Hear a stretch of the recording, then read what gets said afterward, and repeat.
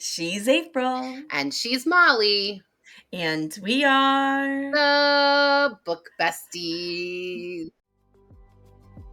Yeah, let's totally off topic, but... 3 other people that want to read smutty books with me. He's definitely naked at the breakfast. Methinks I was enamored with an ass. Molly and her boobies. That is like the worst Google ever. Tom, please end it there. Back, bitches! We did 4! We are here. Kind of queer. 4. Book queer. Okay. Listen. It's been a long time. Yeah, it has. I've never had to do this. Let me just stretch it out. Yeah, so we took a few weeks off in between season 3 and our kickoff for season 4. We have some really great things planned for the season. And honestly, season 3, we had a lot of amazing things planned. And it's just we got sick. So we ended up doing all those amazing things. Life happens. You know, when life happens and like everything is shit all at the same time. But we did all of those things. We did all of those things, but we were just tired. Like, so tired. I moved. Flu and I moved in the middle of the season. I know. And I had the flu and COVID, and you got COVID and the flu. And then the flu. And it was just like exhausting. But I want to just take a minute to say season 4. Okay, we've been at this for a year and a half. Boy, have we grown. We have. So when we started this, like, for those of you who are just joining us, plug it in for season 4. Where have you been? Feel free to go back and listen to our back catalog. I mean, I'm glad you're here. Season 1 is not. We were learning our way in season 1. Just enjoy the books. I mean, you got vampire sperm there. Like, you can learn about vampire sperm. Yeah. I mean, which is a solid book bestie basic. Yeah. Yeah, it is. It's true. And emotional support, Johnny Depp. And so we didn't know if anyone would listen. This started as a dream. Molly had a dream, a literal dream, and texted me and said, "Hey, I had this dream." No, I had this dream. When you see thunder. Molly, we've only made it 2 minutes. Rein it in, girl. I've just missed you so much. I know. Gosh. So Molly had this dream. She texted me and said, "Hey, I had a dream that we started a podcast and it was called Book Besties." And I was like, "Let's do that. That sounds awesome." How do we do that? She says. Yes, I actually said, "How do we do that?" And I go, "I don't know." And we kind of, you think I know the things? We kind of never really did the research that we probably should have done when we started the podcast. We just decided to just do it. And so along the way. The best things in life, you dive in head first. Zero research. That's not really how I do things. It is how you do things. But I didn't really have the time. I mean, this is a hyperfixation. This is one of my longest hyperfixations. So welcome. We made it a year and a half. I mean, that's pretty goddamn long. It is. It is. So, the premise started as long distance best friends who've known each other for a very long time. 10 plus years? Yep. We've actually, it's been longer than that because we met in 2009. So, we've known each other longer than I've been married. And is that your wedding? I know, you were pregnant at my wedding. Very pregnant with tater tot. Yeah. So anyway, we give each other books to read and we read them and we talk about them. And along the way, we've made some Bookstagram friends, our friend Alexa, who's been on the pod and possibly authors again. Some awesome authors, independent author Kendra Thomas, and our bestie Francesca Zappia, Chessie, who's been on twice and is coming on again this season. I'm so excited about that new book. I know, me too. And she's just remarkable, and we love her. And look at that cover. Grey Miss Fair is going to be awesome. We don't have that. We do have that. We have arcs. We showed it off before. I know. I'm so we didn't know if anyone would listen to this, and now we are charting in some countries. Many. We have off and on. The Philippines, Canada in November. Like, we hit North America last season. Ireland. We hit Canada. We still have not trended in our home country of the United States. Where are you at? But North America, what up? North America, we're a part of that. So, and we probably have 200 regular listeners. And then, people that just find us along the way. But there are 200 people that each week are listening over the course of that week, which is amazing. Wild. I don't think I even know 200 people. I mean, it's literally ADHD and anxiety having a day date and hoping for the best. Yes. And if you're wondering who is what, just listen to the episode because you will find out. If you don't know by now, you really know. If you don't know which one of us is anxious and which one of us is ADHD. I am anxious and ADHD, This but is that true. is beside the point. But they go hand in hand. So I missed you. I missed you. I got my hair cut, but it's up because me. I really love the color you went with this time. I've had that color before too. Oh, you got two-tone. Oh, I've had the purple. Matt and I did the two-tone ourselves. I thought it was just the teal. Oh no, the teal's been on top. I'm growing out the undercut, right? Yeah. But it's getting really heavy on top. So I went to get it cut, and I went to a new salon because, long story, but I went to a new salon. Right. And I'm waiting for my turn at the wash bowl. Right. And this older woman who's a little bit older than my mom starts talking to me and asked me what I did. And I was telling her about the podcast. And we're talking back and forth. And if she's listening, she asked me about the podcast and showed me where on Spotify to show her where to get it. So if you're listening, I appreciate it. So we were talking and she asked me what my favorite book was last year. And I told her, of course, House in the Cerulean Sea. By far, my favorite book of 2022. My favorite book as well. Favorite book of 2022. House in the Cerulean Sea. And I was explaining to her about how it's realistic fantasy, but it has a really beautiful understory about the truth of what's going on in our foster care system, but it's this beautiful love story. And she's like, oh, I love fantasy. 50 Shades of Grey was amazing. What? Okay. This makes my librarian head hurt. I understand the kind of fantasy she was talking about. Does she mean that it's like a romance with a sexual fantasy?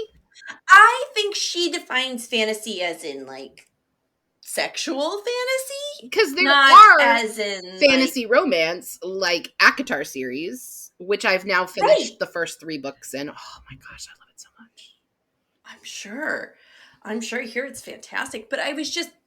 My brain froze for a second. That's like, and I was just like, and normally, I have something to say. I have something to say about 50 Shades always. But she really short circuited me for a second, and I was like, beep boop boop boop. And like then they called me over to wash my hair, and I was like talking to the shampoo girl, and I go, did she say 50 Shades of Grey was fantasy? And the shampoo girl, who's 22, 21, looks at me and she goes, yes.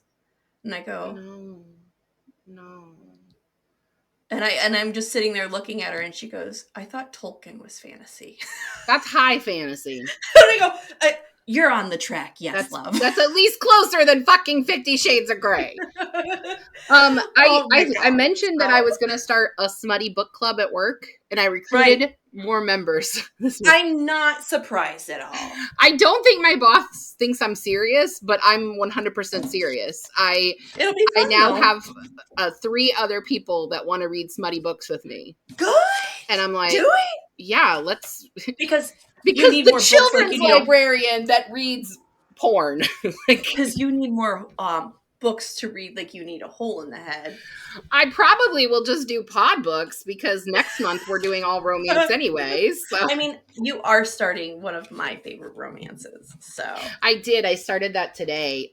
I've read the first 3 January books at this point. Yeah. So I mean, so speaking of January, yeah, this book. So this is what we're actually talking about for season 4 premiere, episode 1. We are talking about this book, Tomorrow and Tomorrow and Tomorrow by Gabrielle Zevin.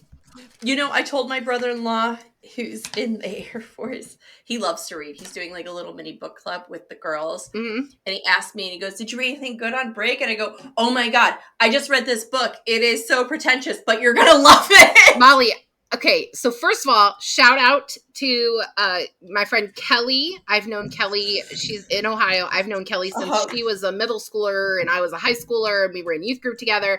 And Kelly is a fan of the pod and messaged me on Instagram and was like, "You guys have to read this book." And mhm. I thought, okay, cool. We love fan suggestions. We Please, if you love have a fan fan suggestion, suggestions. DM us on socials Hit us up or anywhere. email us at bookbestiespod@gmail.com. Visit our Go to the website, leave a website. You comment, bookbestiespodcast.com. Facebook, Yeah, Instagram. we love fan suggestions, and Put we together a pretty much TikTok. always read them. And Yeah. House on the Cerulean Sea was a fan suggestion. Word. Leslie Thank gave us you, that, Leslie, by the way. We and loved it that was book. amazing. So Amazing. I didn't even read what this book was about. I just threw it Same. on the pod because I was like, fan suggestion, we're going to do it. And when I started this book, I was like, this book is so motherfucking pretentious. Molly is going to motherfucking hate it. It's not that it's not. It's the language. Mm-hmm. It's the language. Mm-hmm. There are times where let's just talk about it. Let's You need talk a about it. degree from MIT or Harvard to I have understand this. a language degree. I do too. We are both I have a English degree in majors. language. All right, let me give a synopsis. First synopsis of season 4. Sound good? Yeah, I guess. Fine. You know what? Fuck you. Wait, synapses. Oh, it's first fuck you of the season. First fuck you of the season. Should we keep a fuck you count? A fuck you tally. I have to show off. You guys might hear this instead of a bell. Molly got Nurse Katie and I these little goats. So you might hear that instead of a bell. I sent them like some. Oh my gosh, wild amazing shit. bookish stuff. Oh no. Like amazing bookish stuff. I've been using my journal and my bookmark. Like Yeah. I've shown them all That off. journal's so cool. And though. Nurse Katie actually sent me an embosser, and you can check our social media. I did a video about this, but that's from the library of April Watkins, which is just really fucking cool. Fucking cool. All right, synopsis. First synopsis of season 4. All right. Sam and Sadie met for the first time when they were kids. Sam was in the hospital recovering from reconstructive surgery on his foot after a car accident that killed his mom. Mm-hmm. Sadie was visiting her sister who had cancer. The two became fast friends by playing computer-based video games. But after a falling out, they hadn't spoken in a decade when they are suddenly reunited in a train station in Boston where Sam is attending Harvard and Sadie is attending MIT. Technically, they're in Cambridge, not Boston, but whatever. Whatever. From the serendipitous day, Sam and Sadie begin building games together and form their company, Unfair Games, along with Sam's roommate and eventual love of Sadie, Marks. In addition to these 3 characters, there are other game creators whose stories weave throughout the book, including Dov, Sadie's professor and ex. The book is a story about an intimate friendship that rivals any sexual relationship that either character has. There is loss, life, and love woven throughout the story about building games for others to enjoy. You want the questions? Let's do this damn Let's thing. get into the questions. Let's do it. All right. This book was a Goodreads. Nope, that's not how you say that word. That's not how you say that word. Nope. Wrong, Molly. Wrong. This book was a Goodreads winner for 2022. Okay, it was also a fan suggestion. We said that. Word. Again, that's my friend Kelly from Ohio. So here's the first Ohio. Thank you, Kelly in Ohio. Thank you. So here's our first question. Did you like it? I loved this book, and I hate that I loved this book. Same. So did you see the hype? I see the hype. I mean, it is a beautiful anthology of not just friendship, but a history of a company that started from nothing. It was so enthralling, and as a fan of, like, this is my favorite pastime. Yeah. Gaming is one of my favorite hobbies. And I knew you would like that aspect of it. You know a lot more about gaming than I do. Yes. And look, some of it went over my head. I did get a Kindle this, for Christmas, and I'm using the Paperwhite, and I'm reading with the dyslexic font. Hashtag not sponsored. Hashtag not sponsored. Amazon, you want to sponsor us? I mean, we tried, actually, but that's a whole nother conversation. We did try. They did not want to. Anyways, they don't want nothing to do with us. Sucks for them. Anywho, but it got to the point where some of these, I mean, I was highlighting words and sending them to you. Like, you text me, you were looking up words. I have a bachelor's degree in English education and a master's degree in library science, and I was Googling words. And I was reading the physical copy, not the ebook, so I was literally like pulling out my phone or going on the computer and Googling words. I started with the ebook, and as soon as like the words getting bigger and bigger, even with the dyslexic font, I was like, audiobook. This was not the book for you to try to read through. Like, I know that occasionally you like to read a physical book and make yourself do it. Very Will Trent of you. Which amazing show, by the way. Bravo, ABC. Yes. Bravo. Mark Paul Gosselaar. Oh my gosh. And what a perfect chef's kiss of Will Trent. He is exactly how I see Will. He's snarky. He's a little weird. Snide. He's dry. Yeah. He's weird. He's exactly I don't know what had a crush with that story though, because I've only read the first book, and so I don't. Okay, so do we totally off topic later? Because that's off topic. Yeah, let's totally off topic. But I will. If you guys want to hear, I will explain at the end of the episode what they did for Will Trent. Okay. I will do bonus after. Okay. If they want. But also, I just want to say Zach Morris grew up real nice. Zach Morris. Bro, is he not the perfect villain? Okay. You remember how we watched that show that nobody else watched about the baseball player that... Yes! I fucking loved that show. He was so good in that. Oh my gosh. He was so sexy in that. Such a good movie. Show. Oh, anyway, sorry. So I mean, the book is pretentious. It's pretentious. And it didn't need to be. But it is. It's so well written. It's beautiful. So good. If I got history like this, if you gave history in this form, the way they did this, you would have so many more kids reading history books. Oh, yeah. But listen to this. This is the quote that I wrote down in this awesome journal that you got me. Why wouldn't you tell someone you love them? Once you loved someone, you repeated it until they were tired of hearing it. You said it until it ceased to have meaning. Why not? Of course you goddamn did. Right. Like, that is, yeah. And the other thing I like about this is it takes place over such a significant amount of time. And this is almost their whole lives. Oh, right. And this is something that you and I talked about on the pod before. It's a male and a female. And what don't they do, Molly? Fuck. They never fuck. They never have sex. They are friends. But they aren't. You know they aren't. They love each other. But they're never going to be an intimate relationship. Like, I should say a sexual relationship. Their relationship is heterosexual. It is pretty fucking intimate. It is a platonic, intimate friendship. Mm-hmm. I feel like there is a lot of that. Mm-hmm. You know what I mean? Yeah. I mean, women have that all the time. You see that all the time where women have female besties from like birth till death. You know what I mean? Where I'm not totally sure that Sam isn't autistic as well. Oh, he's autistic and she is. They both are. Yeah, she probably is too. They're both on spectrum. Absolutely. But I don't know. I liked that they never got together. I liked that. I didn't love that she slept with Marks and that she and Marks had a relationship. But I think it was an inevitable thing. Well, something had to happen because that was I feel like Marks was just something had to happen to split them. Mm-hmm. I mean, there was already a divide, but Marks was always going to be that divide in the road. Mm-hmm. Yeah. He was always going to be that major fork in their relationship. Yeah. Be it a decision on a game, be it splitting the company, be it picking up a game they didn't like. There was always going to be this massive divide. The fact, I'm sure you have a question about this, but the fact that it was the way this went down and how Marks happened. I have a question about it, yeah. Okay, well, we'll talk about that then. But it had to go that way. I just want to say, as an author, it had to. You said that they were both heterosexual, but they're not. Not. No. I was thinking Jay and hetero life mates. I was going into Jay and Silent Bob, how they are hetero life mates, and then I was like, I'm not sure that Sadie isn't straight. She definitely had one moment where she kissed a girl, Marx's girlfriend. But they were high. They were high. I think that the Marx's girlfriend wanted to do that maybe more than Sadie did, but but I think everybody's in love with Sadie. Sam mentions that he's had both male and female lovers.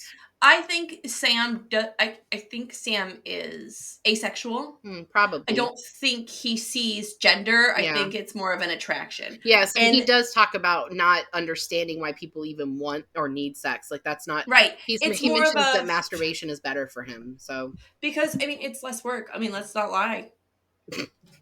And he is a guy that prefers his time to be useful.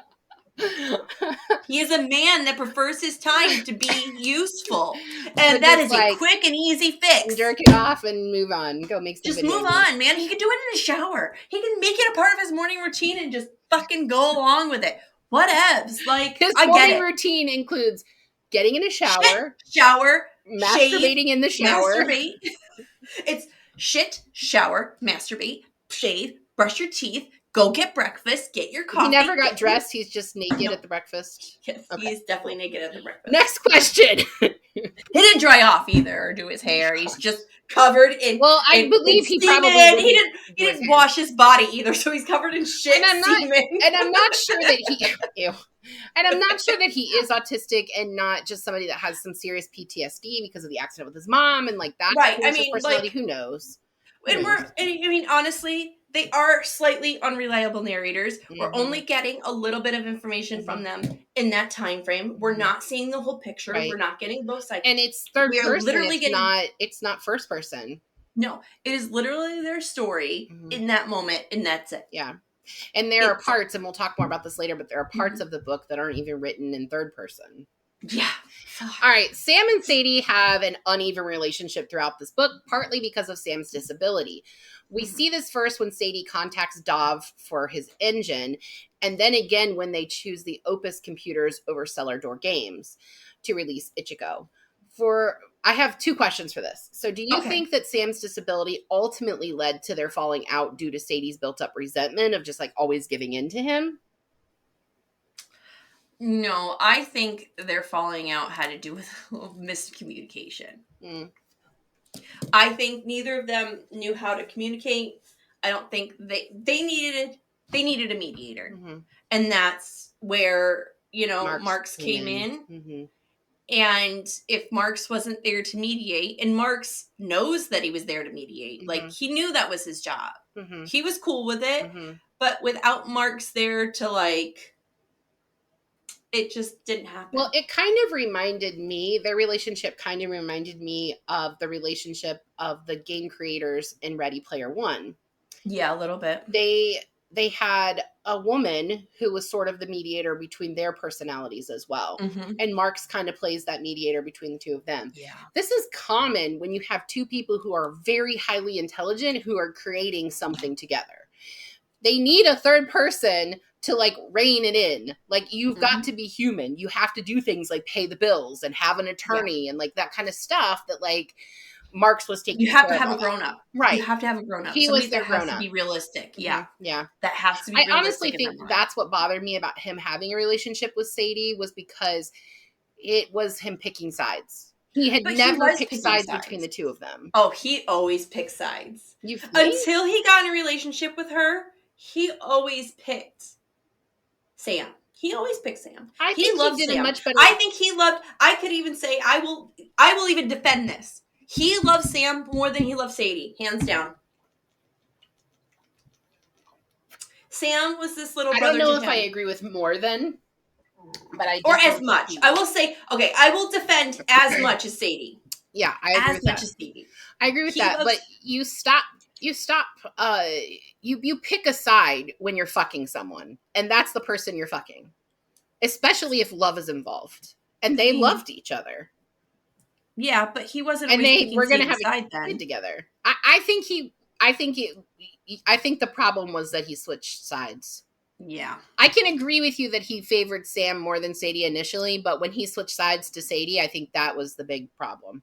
That was the beginning of the end.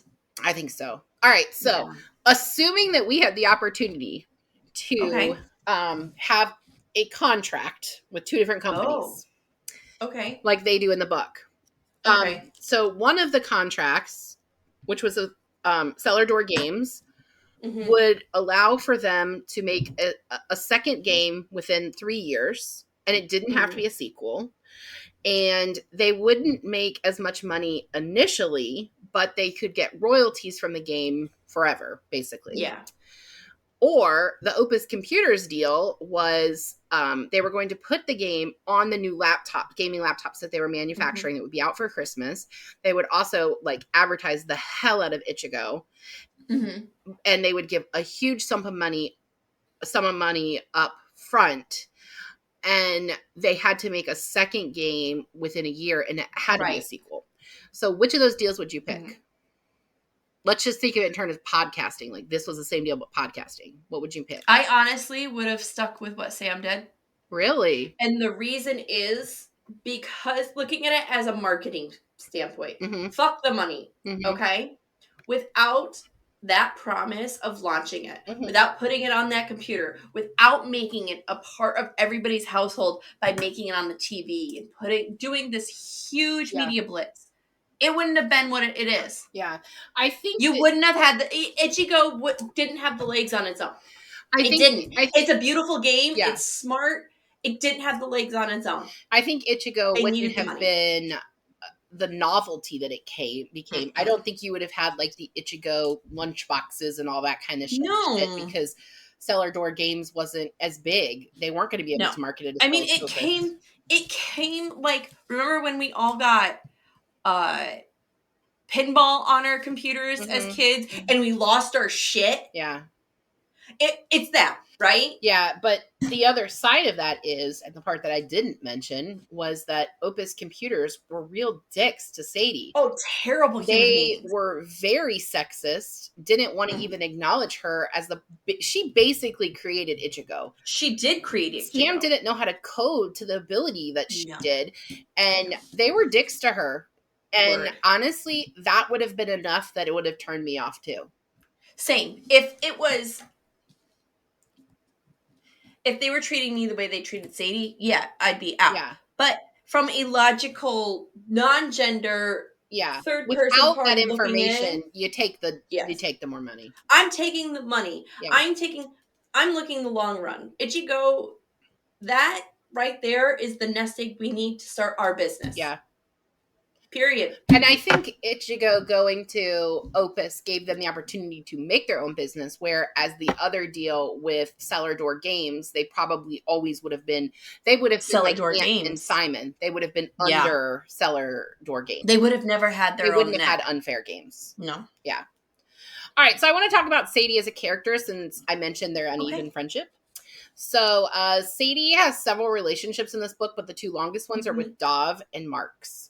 Dov is a sadistic partner that targets his students, and Marks is the good guy who has always been her biggest fan. The one guy she never dates is Sam. What did you think of her relationships?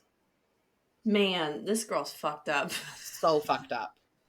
Like, the fact, I'm going to start with Dov, because we were barely getting a glimpse of their relationship. And the fact that she was so resigned at the end when she was leaving him for good, finally. And he handcuffed her to the bed, and she just picks up the phone and calls Sam and just like, hey, it's going to be a little bit longer than I planned. Come save me. I thought she was picking up the phone so that she could ask him to come get her. No, she's cool with it. She's good. Whatevs. It's fine. Not a big deal. It's just, what else has she dealt with? That she's just like, it's cool, not a big deal, whatever. Well, I think she has that sibling of a terminal ill patient thing going on, right? So don't make a fuss. You're not the problem. You're not sick. Her sister was the problem, the one that had the problem. So she had to be the one that made herself small. And she continued to do that. I think that's part of the reason for her breakdown. 100%. The reason for her breakdown. Yeah. Her parents should have had her in therapy as soon as her sister got sick, because it affects the whole family, not just the one kid. Right. 2, she never apologized for using Sam. You know, and nobody helped. Whether she thought of it as a game or not, she did use him.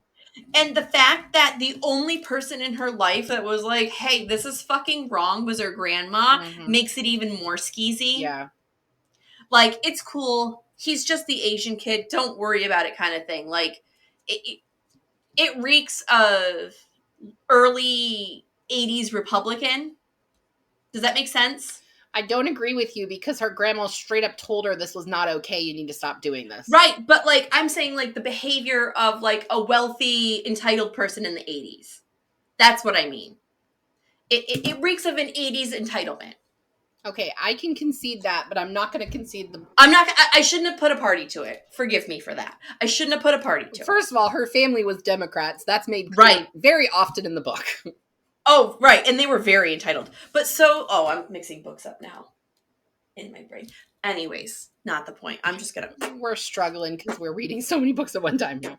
So right now, I can't believe how Dov was to her, and the way that the author just like glides over it. Like there's one time he peed on her, but she didn't like that, so he didn't do that again. And I was just like, what? I literally said, what the fuck? And Tom was like, what's going on? And I was like, this book just got like one sentence of weird. It's just more of the fact that she stayed connected to Dov. Yeah. Like, dude. And I feel like she thought she didn't have I know. And I feel like she felt like she didn't have a choice because she was using his engine. Bitch, you always have a choice. But, guys, children, listen to me. Mm-hmm. You always have a choice. Yeah. If you are 10, you are 92. You always have a choice. And it wasn't an exchange. Dov didn't say, I'll give you my engine if you fuck me again. You always have a choice. Yeah, he agreed to give the engine. I don't care if you're gay, straight, bi, trans, non-binary, male, female. I don't fucking you always have a choice, gay. Mm-hmm. Mm-hmm. You always have a choice. Yeah. Yeah. That went a different way. That one went a different way. I was frustrated. Dobbs irritates me. And just, it's so nonchalant. And Marks wasn't that good of a friend to her, and neither was Sam, because if they knew, mm-hmm. if they truly knew. Mm-hmm. And they did. Like, they talked about it. They saw the bruises on her. They talked about it. If you saw a bruise on my face right now, and you know very well, I tell you when I fall, I'm a fucking klutz. Mm-hmm. If I fell in the driveway, you would know about it. So I have a bruise and you don't know about it, 95% certain you're driving up here to see what the fuck's going on. I'm driving the 4 hours and you're calling Katie, and she'll probably be here before you because Katie's batshit crazy, I think, a little bit, and I love that about her. If I was further away, Molly, I would probably still beat her. I know, but I don't know. Katie scares me a little bit, and I love you, but you scare me a little bit. You got a little feral in you, just like I do, and I respect it, but it's scary. She's the middle child of many children. That's what it is. That's what it is. That makes sense. My husband's the middle child. Yeah. That makes sense. So, but I don't know. Dov felt like an incomplete character to me. As in-depth as this book is, and as detailed, and as pretentious, and as many big words it used, there are a few characters here that just don't feel filled out. Yeah. But I feel like the reason that he's in this book is to prove the point that women were just not respected in this industry. Well, 100%. 100%. And it definitely gives you an error of where games started, right? Right. Because he was also from... Was he from Asia? India? I don't want to be rude. He was from Israel. Okay, so the Middle East, yeah. But games were being made in China, Japan, I mean, in Asia, India, like, that's where games were, technology was being built, and Silicon Valley at that time. So it makes 100% sense that this man was pulled from Saudi Arabia to be here, but... From Israel. Oh my God. I am just awful today. But anyways, it makes sense that he'd be pulled because of that. It's just, he doesn't respect women, period. No, he doesn't. I don't think he likes himself enough to respect anybody. No. All right, so when the team moves to California, Unfair Games begins to release games created by other people, including Ant and Simon. I'm not a gamer, but I know you are. And of all the games that were made in this book, which one would you want to play?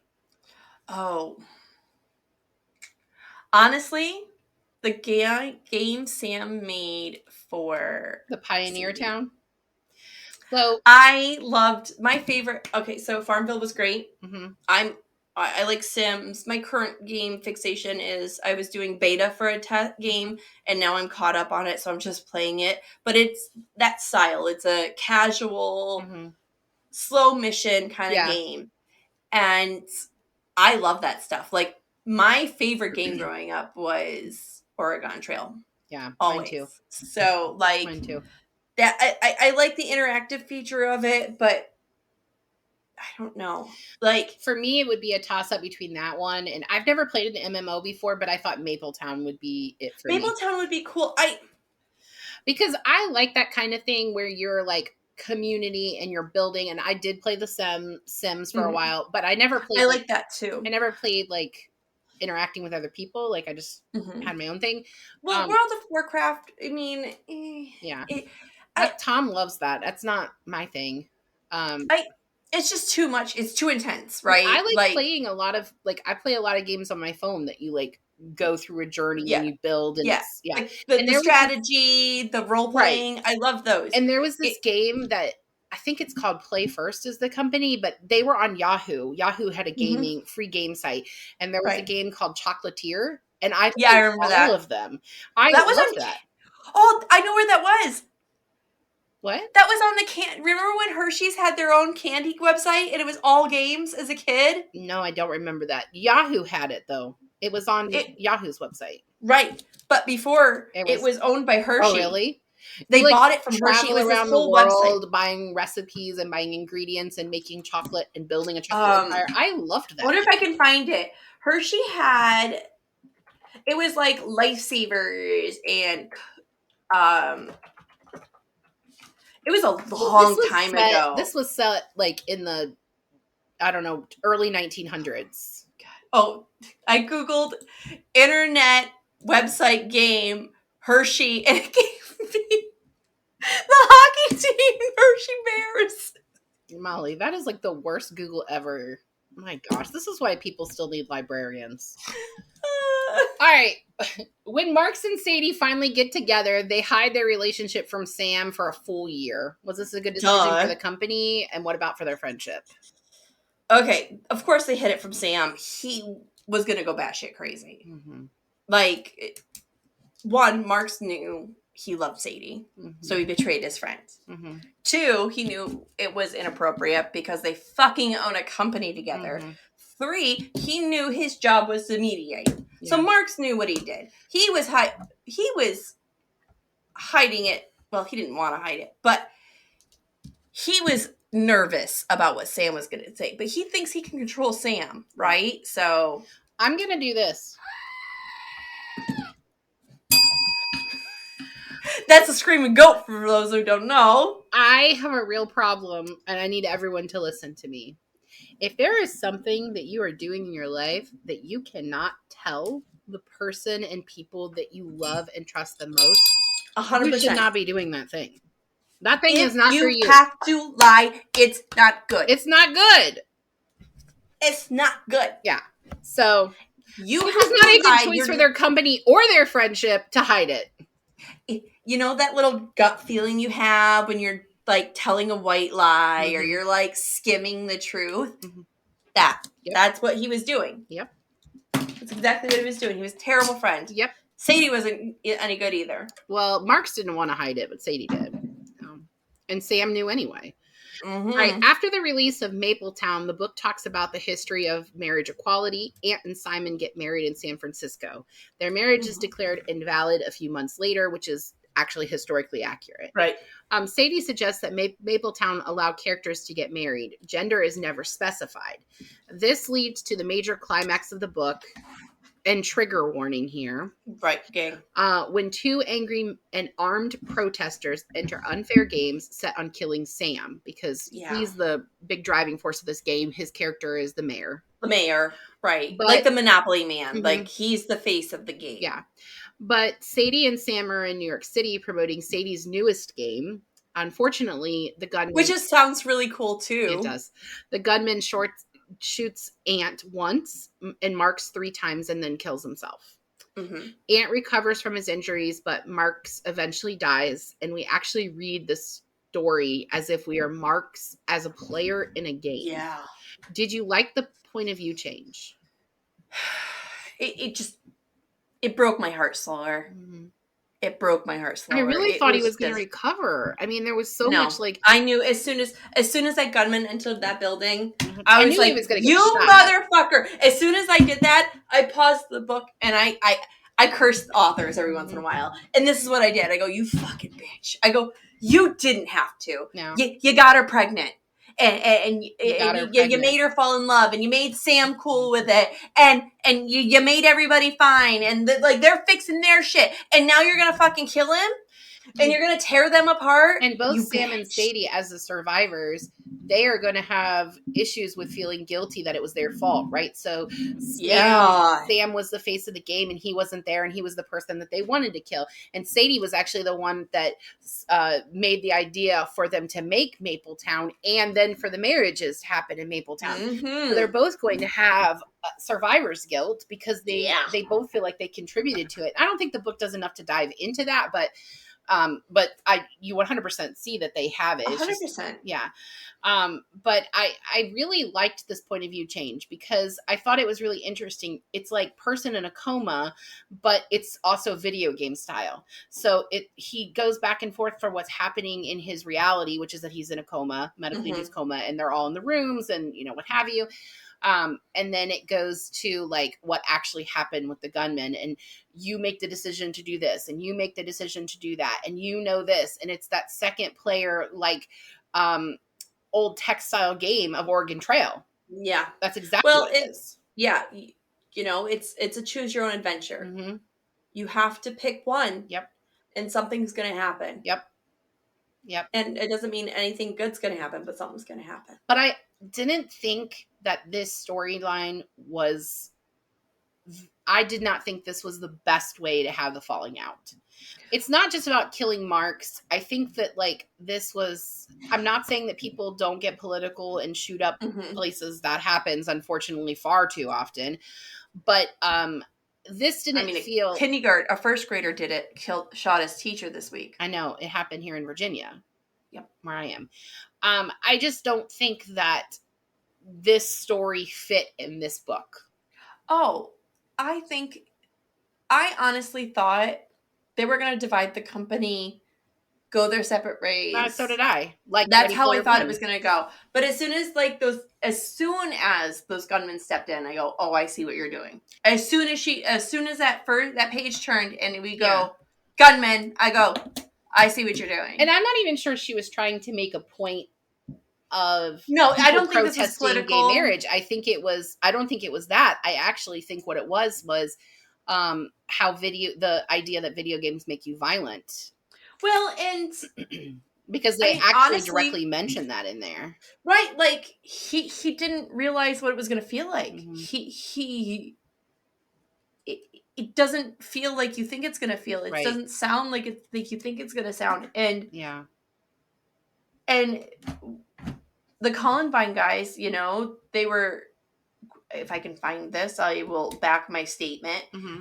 They said that they didn't, like, there was a statement about, they said, "Wow, this is a lot harder than I expected it to be," right? Mm-hmm. Like, they didn't realize that the guns were so heavy. These shooters, most of the time, have never shot a gun. Mm-hmm. And so, that's the first thing truth about the Columbine guys. They but like gun users. I know. Well, the other guy that was there with him the other guy that didn't shoot, he said, "I thought we were just going to threaten them. We weren't going to actually, kill anyone." Right. Like, he was just shot. Yeah. It's it's fucking wild, man. Yeah. It's wild. Like, and it's hard. Yeah. I just didn't think that this book needed that. I think that there was a better way for the company to fall apart. I don't think it needed that. But, okay. And let's play devil's advocate. It's my bell ringer for this episode. Let's play devil's advocate to that for a second, okay? They decide to get married, okay? Marks, they get pregnant. Marks insists on getting married. Him and Sadie build this beautiful life.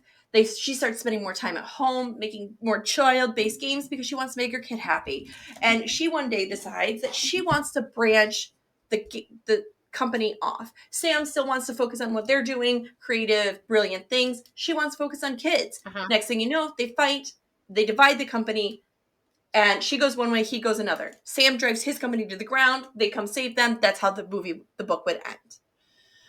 I mean, that's the only other way of doing that. That's basically the backstory of Ready Player One. I know. That's what I'm saying. Like, it's but just... to me, a shooting, that wasn't it. That wasn't it. I actually think it would have been better if they divided the company, and it looked like that was going that way because Sadie made her own game. But then when he started promoting it with her, I was like, okay, well, maybe they're going to like repair things and they're going to own the company together, but they're going to make their own games. I mean, how many shootings have been blamed on gun violence, though? Like, on video game violence? Yeah, I know. A lot. So, I mean, I'm sure that was part of this. I'm sure it was. I just didn't think it fit in this pretentious... No, it wasn't necessary, but I don't know how else this author could have taken us to the ending, honestly. I think I would have preferred the falling out. I did not... It was not it for me. I think this needed it. But I think we have to move on from this question because I don't think we're ever going to agree on this. No. So, all right. After Marks dies, Sadie, who is pregnant with his child, pretty much abandons Unfair Games. Sam is still trying desperately to keep things going. He creates a game by himself for the first time. Right. And that game is Pioneers. During this chapter, we are reading completely as if we are the characters performing their actions. What did you think of this chapter?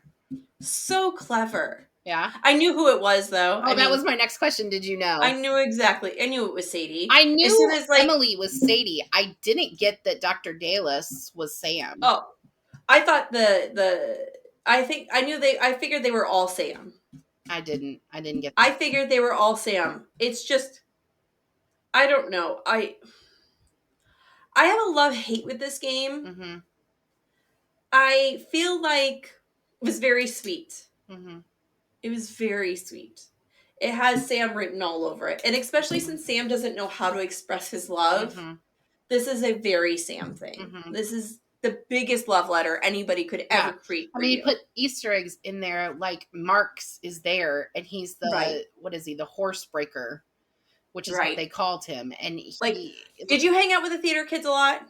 Yeah. Okay. Do you get the joke of the Odyssey, like when they're picking on poor Marks? Did you get that whole pretentious thing? It's Iliad. The Iliad. Did you get that? I didn't need to be a theater kid to know that because I am a literature major. Yes, I've read it. Mm-hmm. It's just, that was hilarious. Yeah. But she had to know it was him. And she did. She admits she had to know it was him. She didn't want to. She didn't want to admit it to herself. I think she overreacted. Mm-hmm. She did. Yelling at him, being mad. And I get it. She needed somebody to blame. Mm-hmm. You can't blame the baby. Yeah. You can't blame the gunman. He's dead. Yeah. You can't blame don't blame yourself, right? Right. So, and I think she was dealing with some pretty serious postpartum depression because, I mean, obviously she was still PTSD. Mourning. Yeah, I mean, survivor's guilt. There's just so much. I think that the way that chapter was written, at first I was like, this is so fucking weird. And then I was like, oh, this is cool. This is in the book, is it the same font? It has a different font. Yeah. Does it? Yeah. Like, is it like text font, like a chat? Yeah, I'll show you. Let me pull up the chapter. I should have looked it up. Gosh, where the fuck is this chapter? I don't know. Get your life together. I can't remember. I can't remember shit. It's good. Okay, this is where he dies, so it's after that. I don't know. Did you have a favorite character? Like, sub-character that wasn't the main three? Probably, my favorite character was probably Marks, but obviously he was one of the three. Okay, so you get the title of the chapter is in the Western font of Oregon Trail. That Courier font or whatever. Yeah. Of Oregon Trail. It looks like it looks like a Western kind of thing. And then when they're chatting, I guess it doesn't. Oh yeah, it has it looks like a chat box. Nice. Okay, so that's what it had. But at first I thought that was really weird. This whole, it like took me out of the story, but then I started to see how it actually related to the story. Mm-hmm. And then Daedalus is a character from mythology that Right. that it made sense that that would be it was the he's an architect and he's a symbol of knowledge and wisdom, and that made Right. sense that it would be Sam. Yeah. All right. So after Pioneer, Sadie moves back to Cambridge to take over teaching Dov's old class. What do you think of Sadie's teaching style? This was so stupid. You thought This so? was so stupid and unnecessary. I think we get it. Gaming has changed. You had to show us that gaming has changed. We fucking know. Mm-hmm. We fucking know. You didn't have to, like, have her go teach the fucking class she was freaking, you know, molested. Not molested, but she was freaking coaxed out of to inappropriate relationship with a teacher. No. I thought it was an interesting choice. I liked her. It was definitely an interesting I liked choice. her as a teacher, and I really liked that she brought solutions back. Mm-hmm. And I know that you and I had thoughts on that game. So did you want to talk about solutions? So for those of you who haven't read it in a while or have not read it, Solutions is the game Sadie makes when she's in Dov's class. It's the second game she makes, and basically you work in a factory, and if you do like super, super stellar and earn all the points, at the end you find out you're a Nazi. I mean, either way you find out you're a Nazi. Well, it's how much you're involved. The only involved. way that you are not a Nazi, you can be a resistor, but you can't basically win the game. You can't win. That's the thing. Nazi. Yeah. Yeah. And her grandmother was a European Jew during the Holocaust. So yeah. This might get me a lot of hate. Mm-hmm. This game was brilliant. Oh, I thought so too. It is so fucking brilliant. It's so fucking twisted. It is. It's a philosophy question. Mm-hmm. It's a philosophy question. It's the train question. It's the train question. Don't ask, don't tell. Mm-hmm. If I don't know what's going on, I'm not a part of the problem. Mm-hmm. But the truth is, you fucking are. Mm-hmm. And isn't that real life? Yeah. Isn't that real life? Yeah. You can not pay attention and rack those coins all you fucking want, homie. But at the end of the day, if you're not paying attention, you're a part of the problem. Yeah.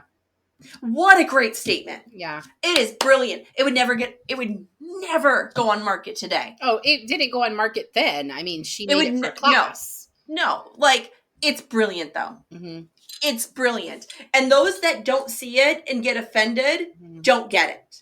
And that's why they're offended. Totally offensive. That's the fucking point. It's the same thing. But that's the point. It's the same thing with To Kill a Mockingbird. Every time somebody tries to have it banned because they're offended, it's supposed to be offensive. Supposed to be.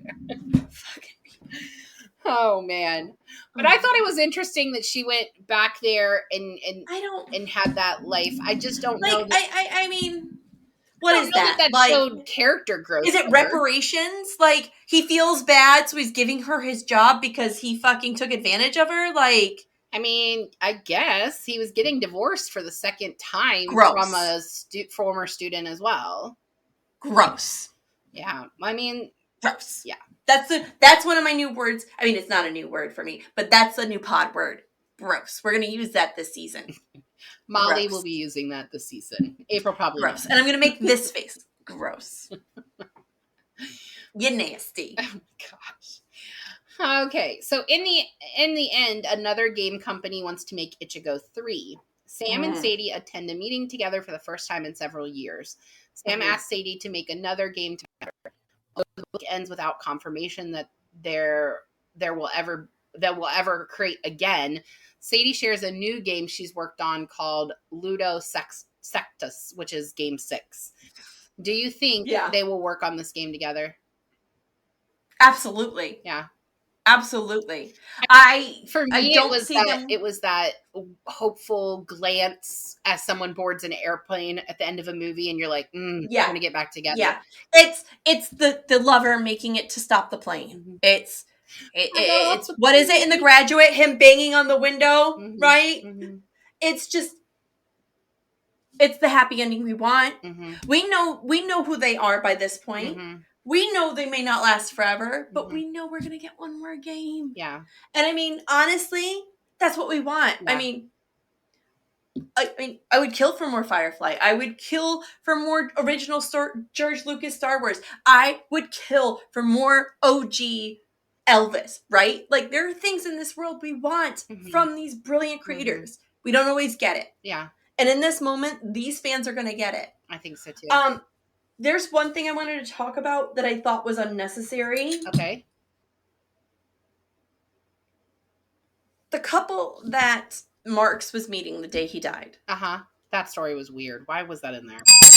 Whoa, that was loud. I apologize for that. But unnecessary. I get it. And also, after the shooting that happened while they were there, they were still trying to work with that company and get their art back? Like, dude, there was a shooting here. You don't have copies? Come on.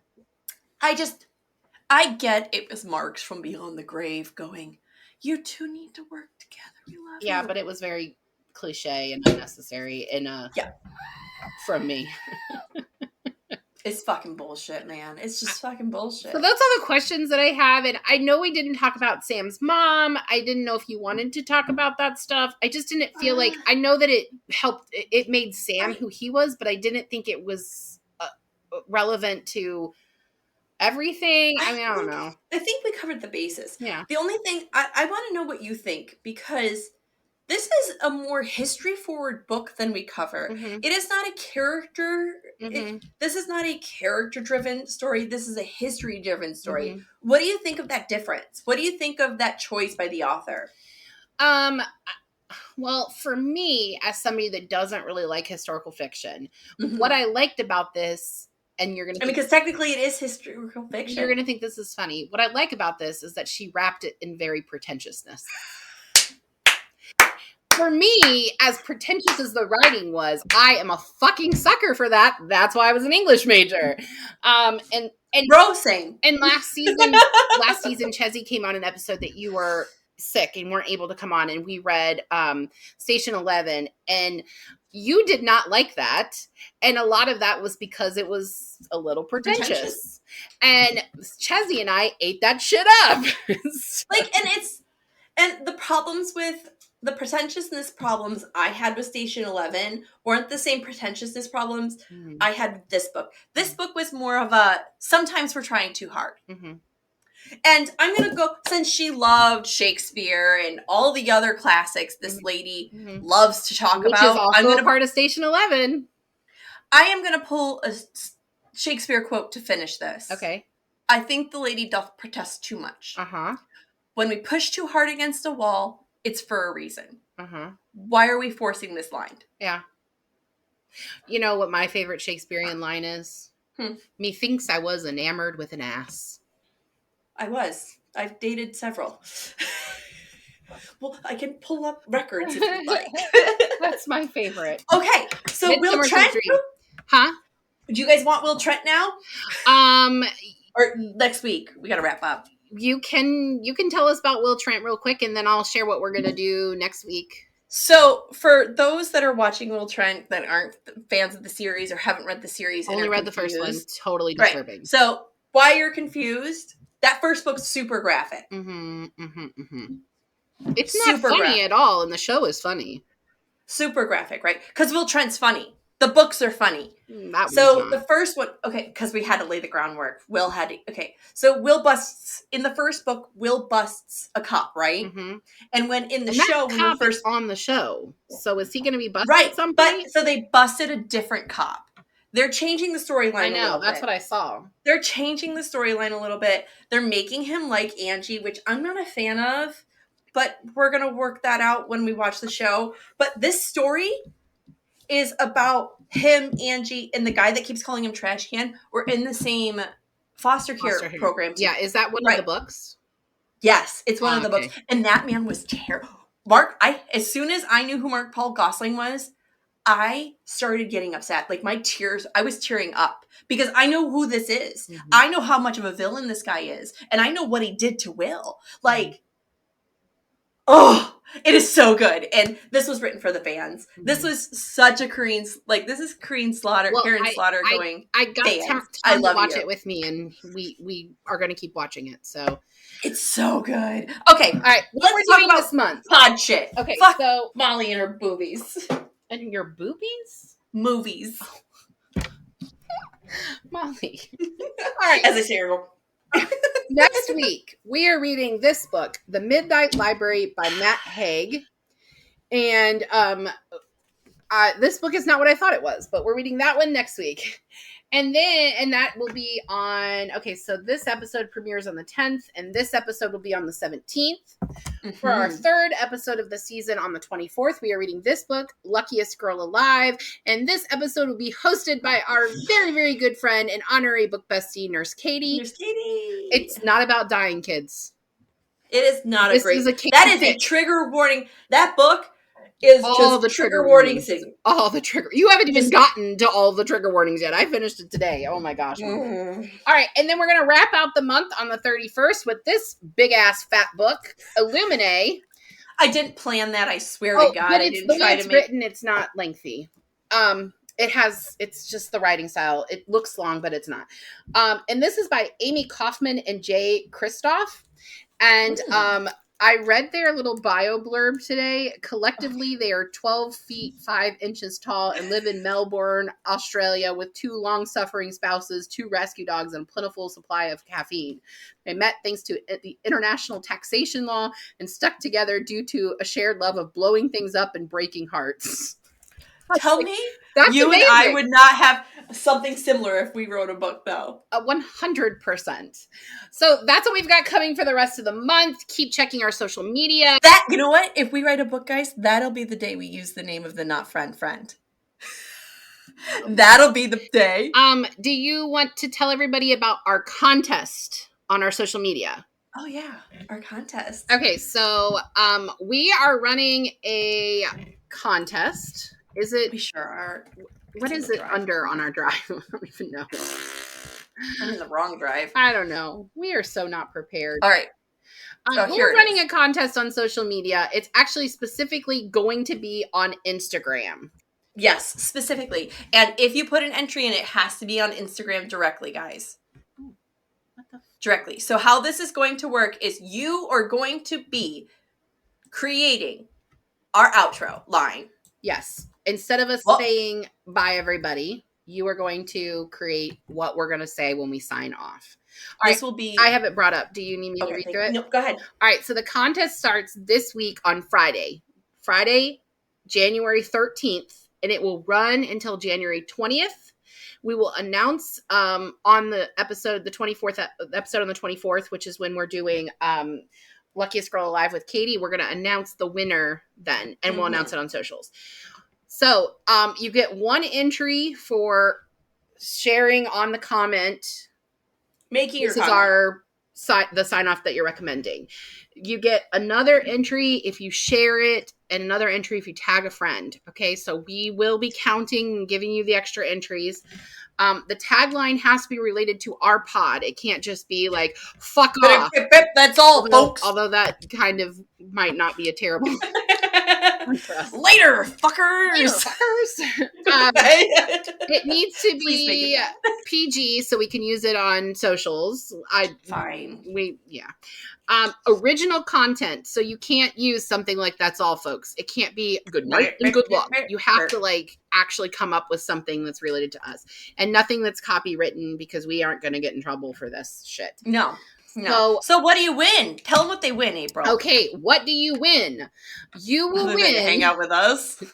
You will win a fabulous prize. No. You are going to win a guest spot on our show. On our show. Yes. Literally. We have a space empty and clear ready for you. You will be on an episode in May. And we will be filming it the middle of May or the beginning of May, and you get to pick the book. Like, we don't That's have right. a book picked. You pick the book. And Don't fuck us over, homie. we would like it to be a book we haven't already read, would be our preference. Right. And preferably one that is readily available to everyone. So if you've written a book, but it's not readily available to everyone, no arcs, no, please pick a book that we could promote for you. Other people can read. I mean, if your book's on Kindle Unlimited, we want to support little authors, but you got to give us some sort of help here, homie. Yeah, like we're trying to, read books and talk about books with people, and you don't have to be a bookstagrammer. This does not have to be. I have is for all of our fans. Followers, and it doesn't have to be that. Anybody that wants to come on Book Besties and share, even if you want, you want to come on, you don't want to come on, you can still pick the book. And we'll talk about it. Yeah. So that is what you're gonna win. And the contest runs from Friday this week till the 20th. And we will make sure that your permissions are on your social medias that we can DM you, because if you win, we got to be able to tag you and DM you. But it's on Instagram. It's not on our TikTok. It's not on Facebook. It's not on email. It is specifically on Instagram. And you have to be liking us, or following us, and all that jazz. Share, all that kind of stuff. So we can get a winner and a new sign off, because right now we just say bye. Bye. We want to say something else, people. It's super awkward. You guys know it is. It is. You've been listening to this for 4 seasons now. You know. It's always awkward. It's always awkward. Yeah. Make us less awkward, please. I don't know if they can. This is your job. What are you doing with your lives? I don't know that anyone can make us less awkward than we already are. But that's all I've got. You got anything else? Book cart. It's beautiful. Isn't it glorious? I'm envious of it. And Tom's like, I just bought you 2 new bookshelves, which are not built yet, but they will be here. I stole this from my children, who acquired it from the Edmondsons in their moving to Ireland liquidation. Nice. Okay, gang, it is. We're hitting way past the hour mark. We are done here. We're out of here.